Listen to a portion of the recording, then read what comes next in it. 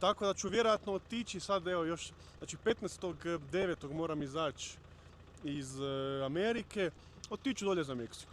Otiću dolje za Meksiko, prezimiti. U Meksiku mogu biti 180 dana, ako mi manje ne daju na granici, ali valjda će mi dati 180 dana. I taman ću onda početkom godine opet moći ući u Ameriku na ESTU na 3 mjeseca. Onda ću biti malo opet 3 mjeseca po Americi, po zapadnom možda dijelu ili ne, tamo sjeverozapadnom, ako sad idem full na istok. I to je to. I onda za Kanadu, onda ću u Kanadi biti neko vrijeme, možda čak i ono duže, od tipa 6 mjeseci ili nešto. I onda opet ću moći na ESTU ući u Aljasku gore. I onda ću šta znam dalje šta. Uglavnom u Aljasku idem sigurno, to mi je jako velika želja. I samo eto, traće možda još godinu i pol da dođem gore.